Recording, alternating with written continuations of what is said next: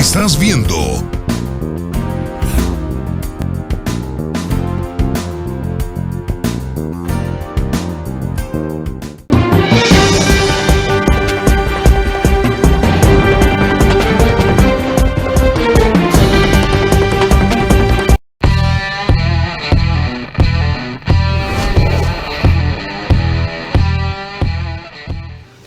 Amigos de los deportes, Holanda clasificó en forma directa para estar en Qatar 2022.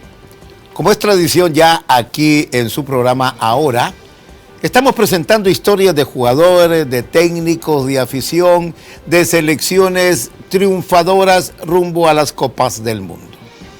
Y precisamente cuando hablamos del fútbol total, que se conoció en la década del 90, nada mejor entonces que recordar a la naranja mecánica, un fútbol total, envolvente, aquella frase de que todos a atacar, todos a defender. Esta es la naranja mecánica, aquí rumbo a Qatar 2022 para que lo disfruten. Pero del equipo que tengo el honor de hablarles hoy es aquel que con su originalidad desafió la lógica del fútbol soccer. Sí, estamos hablando de Holanda, la naranja mecánica. Si hay algo por lo que se recuerda a esta selección aparte de su sobrenombre, es por revolucionar al fútbol con un concepto tan llamativo como innovador.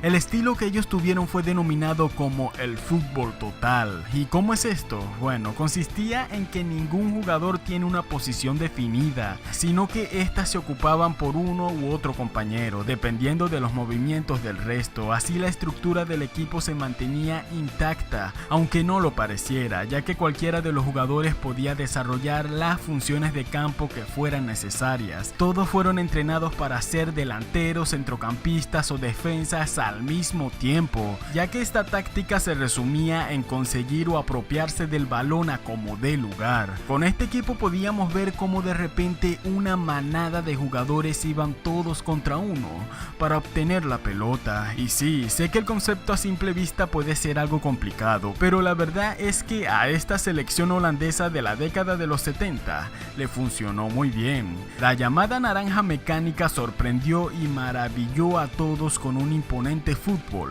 que impulsó el miedo a sus rivales, y hoy conoceremos su llamativa historia. Les habla como siempre su humilde servidor en Mahabox, y sin más preámbulo, empecemos. Y bien, todo comienza cuando la selección holandesa no había calificado para un mundial desde la Copa de 1938.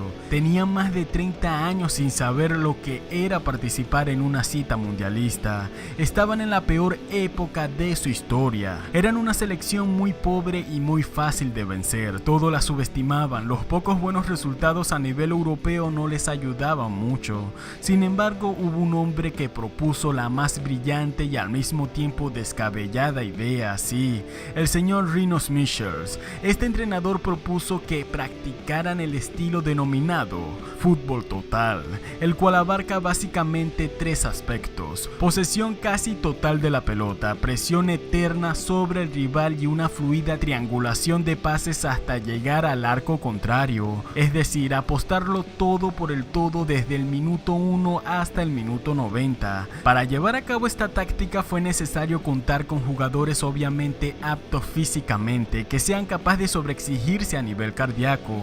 Un atleta de rendimiento promedio no podría con tanto desgaste físico que propinaba este estilo de juego, ya que prácticamente no estarás quieto en ningún segundo del partido. Por fortuna esta selección contó con el quien para muchos es el mejor jugador de la historia de Europa. Sí, hablamos de Johan Cruyff, quien buscaba consolidarse con la selección de su país, y se atrevió a hacerlo con este estilo de juego que desafiaba la lógica, pero anonadaba a la afición y al mundo. Era increíble ver a un equipo que metía presión de forma muy adelantada por los lados y defendía al mismo tiempo, creando ocasiones de peligro muy rápidamente. Para poder cumplir con su papel, todos los jugadores se sometieron a una preparación física muy concreta, basada en la creación creación de un conjunto en lugar de la figura individual. Es decir, se tomaron y tragaron literalmente la palabra equipo. Todos los jugadores entrenaban de la misma manera y se ejercitaban exactamente igual. Eran 11 jugadores que se unían como un solo cuerpo mecánico. Parecían a veces máquinas que fueron programadas para tener el control unánime del partido. Este estilo de juego fue el que cortó la sequía del equipo holandés sin entrar a un mundial. Allí en la Copa de 1974 la selección debutó quedando de primero en la fase de grupos. En una rueda de prensa el entrenador Rinus Michels declaró lo siguiente: este fútbol consiste en acosar sin tregua ni respiro al adversario para recuperar la posesión del balón y no ceder a ningún precio la iniciativa del ataque al contrincante, y solamente contamos con dos requisitos básicos: un espíritu de lucha inquebrantable y una perfecta preparación física. Si uno de estos falla, este sistema de juego se derrumba irremediablemente. Y sí, amigos, en los octavos de final, con un buen regate al portero Johan Cruyff y la gran presión ofensiva, lograron ganarle fácilmente a la poderosa Argentina. Ya Holanda había pasado de ser una selección golpeada y olvidada a ser ahora la gran sensación de aquel mundial. Los equipos no sabían cómo hacerle frente, ningún técnico estaba preparado para semejante agresivo y descabellado estilo de juego. Ya se estaban convirtiendo en la favorita para hacerse con un primer mundial. Esto al eliminar a la poderosa Brasil 2-0 para llegar a la gran final contra la Alemania Federal. Pero tristemente no todo podía ser bueno. Este estilo de juego cansa, desgasta, fatiga y sobreexplota el rendimiento de cualquier jugador. Quizás podrían tener la disciplina de un semidios, pero seguían siendo seres humanos y el cuerpo tiene un límite. Además, recordemos que en el mundial los descansos de días entre un partido y otro son muy pocos, y para una final siempre se debe llegar al 100%, y ellos no lo estaban físicamente. En la Copa del Mundo, tristemente, un mal partido te puede dejar fuera, y precisamente eso fue lo que le pasó a la cansada Holanda mecánica, ya que se enfrentarían a la Alemania Federal de ese entonces. Los holandeses veían el fútbol como una guerra, y Alemania de guerras saben y de sobra. Así, de esta forma, la naranja mecánica cae destruida ante la Alemania Federal en un 2-1 en la trágica final. Pero a pesar de todo, el capitán Johan Cruyff se llevó el premio como el mejor jugador del mundial. Y sin importar esta caída, los jugadores se convirtieron en héroes, quienes levantaron la cara y le devolvieron el valor a esta selección. 4 años después, la naranja mecánica seguía siendo igual de eficaz y tenía el mismo sistema de juego, aunque en este caso algunos de los titulares del 74 no estaban por algunas razones, y desgraciadamente se tropezarían de nuevo con la misma piedra. En el Mundial del 78 fueron los mejores, pero la infartante exigencia del estilo de juego les pasó factura nuevamente, y también cayeron en una final contra los anfitriones, en este caso Argentina, demostrando así que no todo es sentimiento y fuerza. Créanme que el descanso, la táctica y la paciencia a veces son una virtud en el campo de juego, cosa que le costó duramente aprender a aquella naranja mecánica. De todas formas, aquella selección de Holanda es considerada y recordada como la mejor de su historia. Tristemente, hasta el día de hoy la afición holandesa tiene el infartante dolor de haber disputado ya varias finales y aún no tener la dicha de ganar una Copa del Mundo. Pero bueno, esta ha sido la historia de aquella Holanda, quien junto a la leyenda Johan Cruyff le demostraron al mundo un espíritu de lucha inquebrantable y lo que era dar el 100% a todo momento por la camiseta de tu país. Un equipo que no necesita demasiada introducción es la Holanda de 1974, la famosa naranja mecánica dirigida por Rinus Michels y cuya figura estelar era Johan Cruyff, aunque a su alrededor tenía una constelación de futbolistas de total magnitud, grandes jugadores que marcaron época, muchos de ellos en el Super Ajax de algunos años anteriores, también con Rinus Michels a la cabeza. Espero que disfruten estos minutos que vamos a pasar juntos.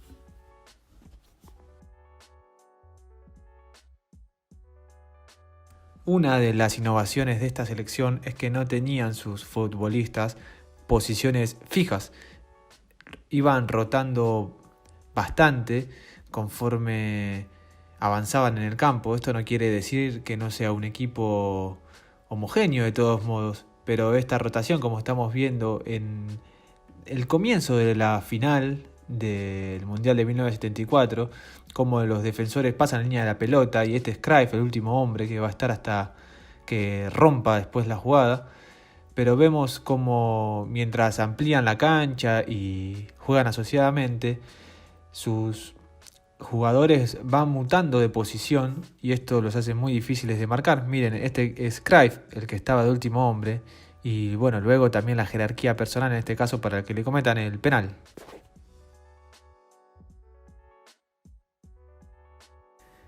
Un aspecto muy interesante también es la defensa en alto, la defensa muy adelantada, muy lejana de su arquero.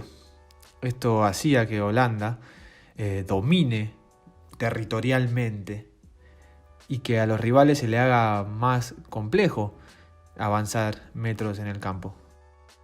Otro ejemplo aquí, vemos a los centrales casi en mitad de cancha.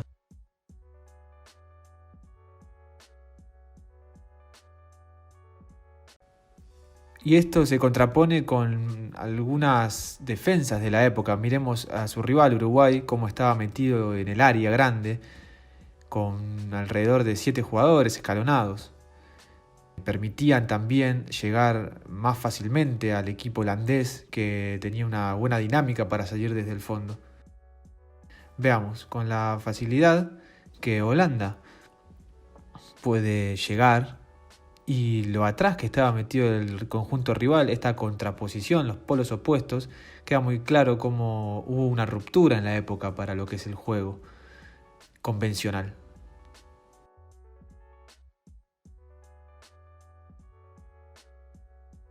A la defensa adelantada se le suma la presión que hacía en la salida, la presión alta de un gran grupo de jugadores, lo que creaba una suerte de jaula para los rivales que querían salir con balón dominado, algo muy común en la época y sobre todo en Sudamérica, ya que estamos viendo a Uruguay.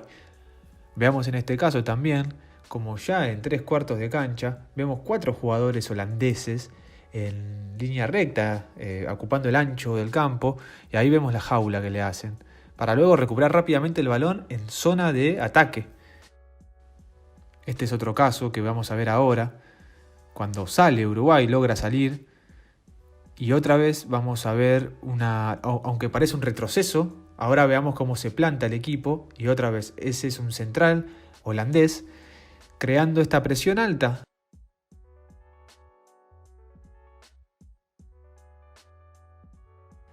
Esta es una presión que se llama la manada de lobos, que al jugador poseedor de la pelota le salían locamente 6 jugadores o 7 holandeses.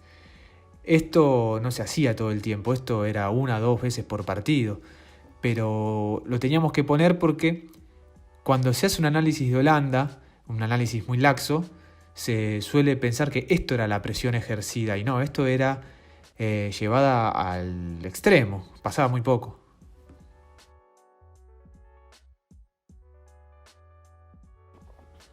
En ataque, luego de perder la pelota, lo primero que hacían los futbolistas era tratar de recuperar el balón. Es decir, el primer paso que daban era ir hacia quien tenía la pelota para volver a recuperar. Esto es algo que hacía Holanda. Era un equipo muy activo en la búsqueda de la pelota.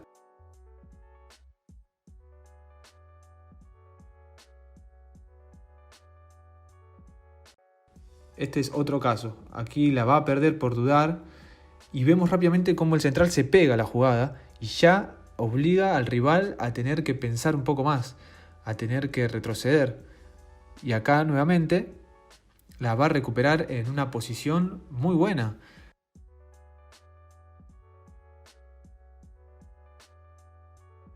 En ataque era un equipo muy comprometido.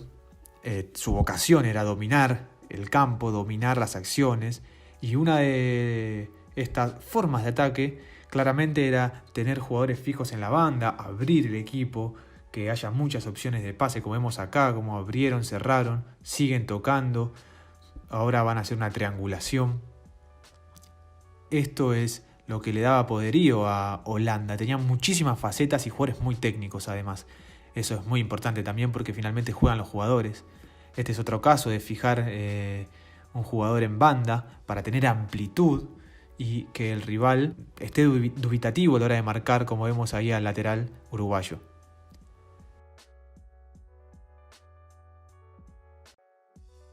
Al no tener un 9 de referencia, ni tampoco posiciones tan fijas, lo que hacía Holanda era no poblar el área, sino llegar y sorprender, como vemos en estas acciones. También siempre hay que matizar la buena calidad técnica de sus jugadores, eso es muy importante también. Aquí vemos cómo centra y llegan de sorpresa, no cargan el área, no fijan marca. Otra más para que queden claro que esto era muy común. Ahí vemos cómo el jugador busca ese espacio y busca llegar al área. Acá vemos la salida también de Holanda, cómo Uruguay lo dejaba salir, lo que veníamos diciendo con anterioridad, y Holanda se aprovechaba y creaba un dominio a partir de esto.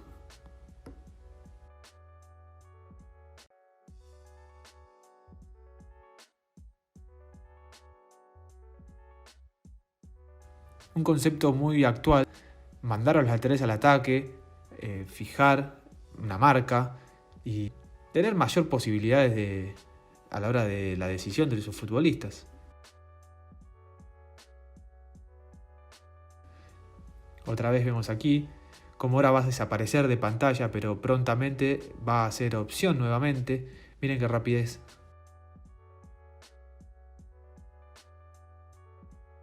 Otro aspecto muy actual es la búsqueda constante del espacio para romper y para ganar. Lo mismo de llegar y no estar, esto se conjuga con lo que estamos viendo. La búsqueda del espacio, en este caso mediante una pared, pero siempre tenían esa noción muy incorporada, un equipo fenomenal, el holandés. Esperamos que haya disfrutado esta historia del fútbol total, cómo se jugaba por parte de la selección de Holanda, que después despertó la imagen, las ideas a nivel mundial. Gracias. En breve, la crónica de hoy.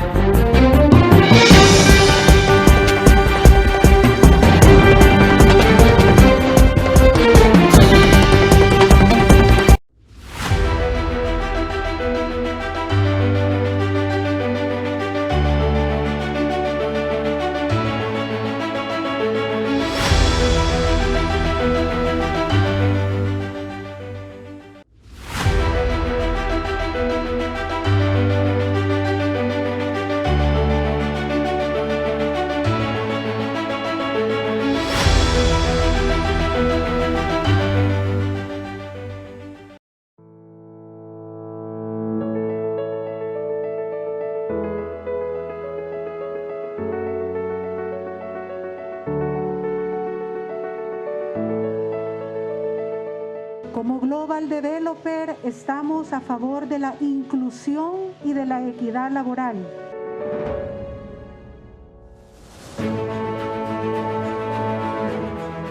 Por eso hemos decidido apoyar al programa de inserción laboral para personas con discapacidad, impulsado por el ministro de Trabajo, señor Rolando Castro.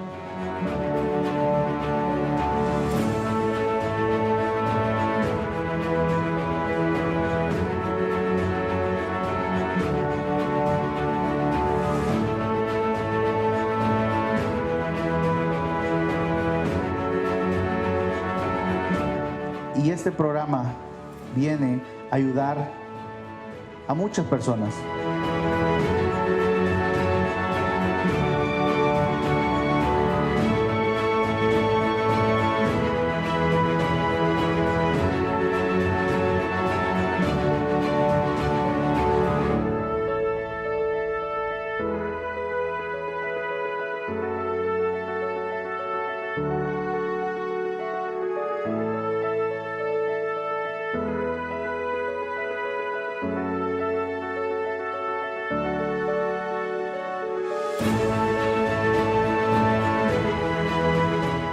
Nosotros creemos en ustedes. Ustedes no son incluso iguales, son mejores.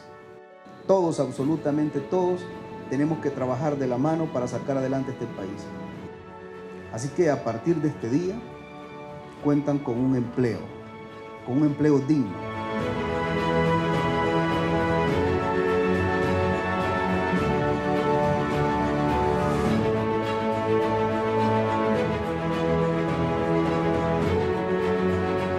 Es un sueño hecho realidad.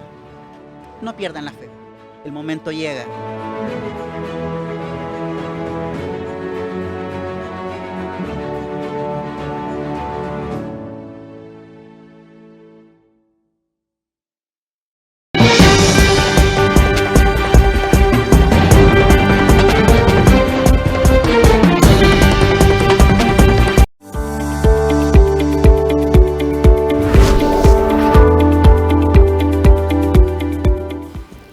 La geopolítica prevé vaivenes, dificultades, problemas, confrontaciones entre países y gobiernos, menos entre los pueblos, que son los que al final se dan cuenta de lo que están haciendo sus gobernantes. Y precisamente hoy, 9 de junio, ha saltado a la vista primero los servicios de inteligencia, otros dicen que es parte de la geopolítica, con la que juega el dictador nicaragüense Daniel Ortega. Uno de los vetados junto con Nicolás Maduro y Castro de Cuba para no asistir a la cumbre latinoamericana, a la cumbre de los pueblos de América Latina, como le llame usted, que se efectúa en la ciudad de Los Ángeles. ¿Qué sucede entonces con lo que estamos aquí contando? En primer lugar, que se confirma por parte de las versiones periodísticas que la televisión estatal rusa ha certificado en las últimas horas que el dictador nicaragüense Daniel Ortega, oígase bien, habilitó, autorizó, ha permitido el ingreso en Nicaragua de las Fuerzas Armadas de Moscú. ¿Cuál es el objetivo? Es hora de que Rusia despliegue algo poderoso más cerca de las ciudades estadounidenses, añade la presentadora Olga Chaveva. Esto es oficial de Rusia. ¿Qué significa esto? Que Ortega seguirá jugando entonces contra los norteamericanos o está asentando su mando y su poder, que ya lo tiene bajo control. Porque capturar a 25 candidatos presidenciales no es comida de todos los días. No se da todos los días. Entonces, ¿qué ocurre con esto? Bueno, tendrá armamento ruso, tendrá despliegue de hombres rusos muy cerca de las ciudades estadounidenses, como dice el tenor de la presentadora de la televisión oficial en Moscú. ¿En qué colación nos vamos nosotros? Bueno, ojalá, si un día de tantos son enviados misilazos por esta región del mundo, no nos vaya a caer uno de gratis, es decir, pasando íbamos. Pero esto a la larga es desmontable con el vaivén de la vida diplomática o el trabajo de los mediadores. ¿Quién va a mediar en este caso? Con Daniel Ortega. El Salvador no. Tal vez López Obrador de México pueda hacer enlace, aunque con esta estatura del dictador Ortega es imprevisible saber lo que puede ocurrir. En otros detalles, hoy 9 de junio o 10 de junio, es la historia cuando hace un año comenzó el tema del Bitcoin, cuyo resultado era primero de $60,000 lo que se compraba, después llegó a 50, después a 40, a 30 y en las últimas horas a 29,500 el Bitcoin. Eso quien lo maneja es el gobierno a través del archivo Wallet y quien autorizó el fideicomiso fue la nueva Asamblea Legislativa por más de $100 millones. Después de un año, las archivos Wallet se han ido cerrando. Es decir, ¿viene ese problema? No, ese no es problema de los ciudadanos que recibieron sus $30, otros que de manera express han recibido las remesas familiares y hoy En algunos casos, producto de la investigación, se encuentra que hay chivos o la Chivo Wallet que no tiene dólares en efectivo. Quien sí ha dado $250,000 regalados ha sido Max Kaiser y Stacy Kaiser, que en la ciudad de Ilopango regalaron este dinero para los emprendedores salvadoreños. Qué bueno sería que los 262 municipios o los 261 restantes entregaran estos centavitos que le servirían a los emprendedores, eso sí, bajo un control que cada centavo llegue a las manos de los salvadoreños. Y hasta aquí nuestra crónica de hoy.